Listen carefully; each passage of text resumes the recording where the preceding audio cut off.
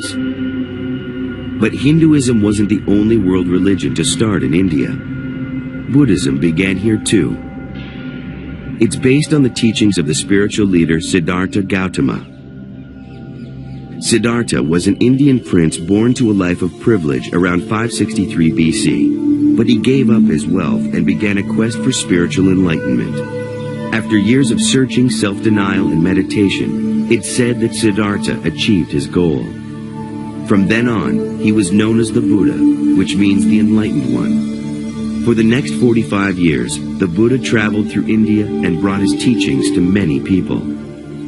The Buddha accepted many Hindu ideas, including reincarnation and karma. But he dismissed many others, particularly the caste system. The Buddha taught that anyone could achieve enlightenment by following a series of principles he called the Eightfold Path.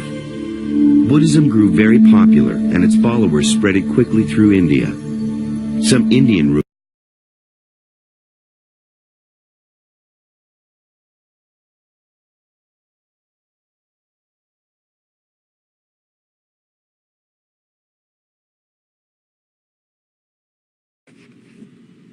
Buddhism originated in India, but today Buddhism is nearly non-existent in the land of the Buddha's birth. Today we will examine the rise and fall of Buddhism in India. Buddhism originated in Bodh Gaya, India in the 5th century BCE, when Siddhartha Gautama, now known as the Buddha, achieved enlightenment under a papal tree, which is now known as the Bodhi tree.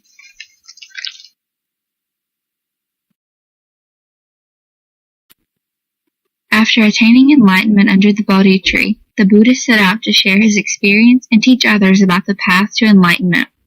The Buddha traveled throughout northeastern India for several decades, and even converted Brahmins and other members of the nobility. The Buddha did not appoint a successor, but instead asked his followers to work towards liberation. Alongside this directive, the teachings of the Buddha only existed in oral traditions.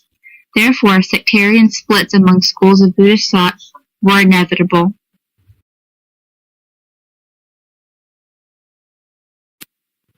The early schools of Buddhism developed and gained popularity regionally.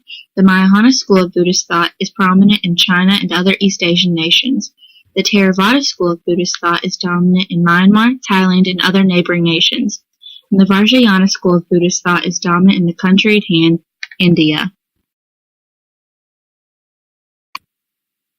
5th and 6th century Indian merchants are credited with the rapid spread of Buddhism. According to historians, merchants found Buddhist teachings more useful and well-meaning than Brahmin teachings, and more inclusive of new emerging social classes, and thus adopted Buddhist practices and beliefs. During this time, the Mauryan Empire was at its height and stretched from parts of modern-day Iran, Iraq, and Afghanistan in the west to parts of China in the east, and most of the Indian subcontinent.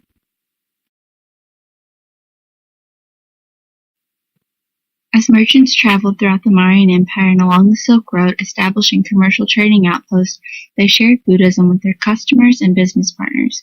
Because of their extensive travels, merchants proved to be an efficient vector for Buddhism.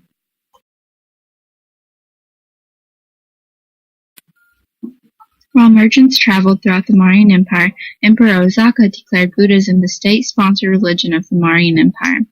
Emperor Osaka then went on to dedicate royal funds to the building of temples, shrines, and monasteries before his death in 232 BCE.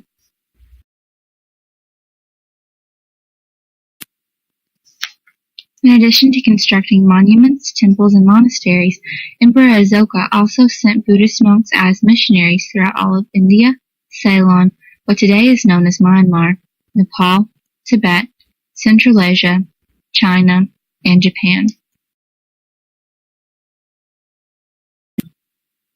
Because of the efforts of Emperor Osaka and Indian merchants, Buddhism spread throughout Central, Western, and East Asia.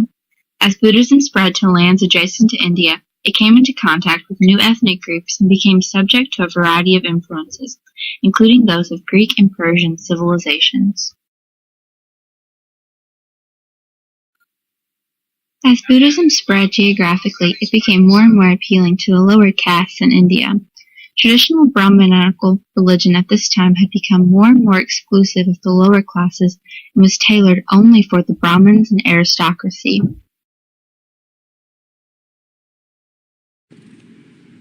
But why did Buddhism spread so quickly?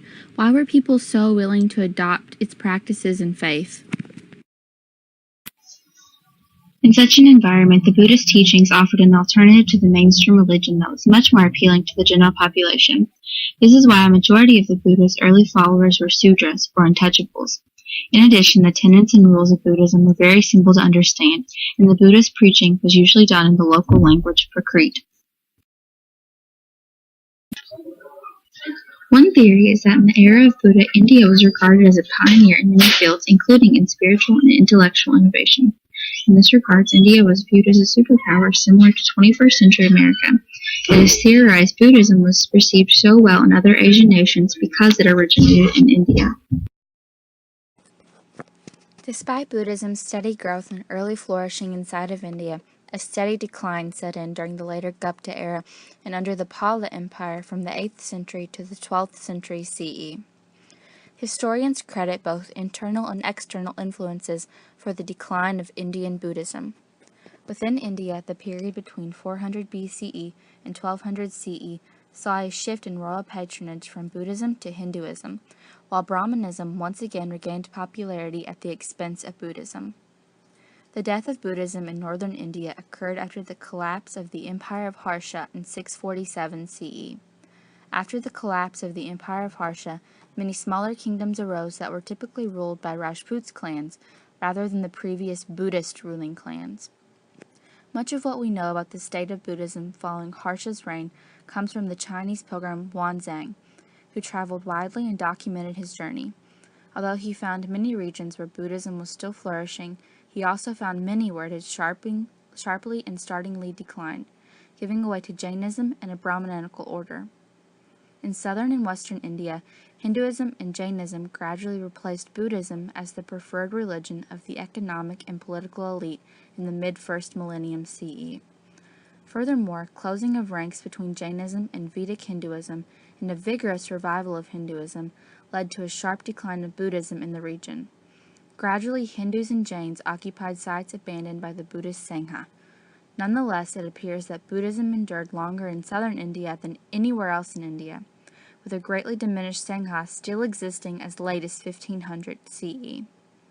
In the east, under the Palas in Bengal, Mahayana Buddhism flourished and spread to Bhutan. The Palas created many temples and a distinctive school of Buddhist art. Mahayana Buddhism flourished under the Palas between the 8th and 12th century, before it collapsed at the hands of the attacking Sena dynasty. One factor that contributed to the demise of Buddhism was the diminishing of Buddhism's distinctiveness with respect to the rise of Hinduism. Though Mahayana writers were quite critical of Hinduism, the devotional cults of Mahayana Buddhism and Hinduism likely seemed quite similar to the masses. Furthermore, Hinduism borrowed elements from Buddhism. In addition, the prominent 8th century CE Hindu philosopher Shankara developed a monastic order on the Buddhist model and also borrowed concepts from Buddhist philosophy. As far as external forces are concerned, Central Asian and northwestern Indian Buddhism weakened in the 6th century after the White Hun invasion, who followed their own religions. Their king, Mirhakula, who ruled from 515 CE, suppressed Buddhism as well.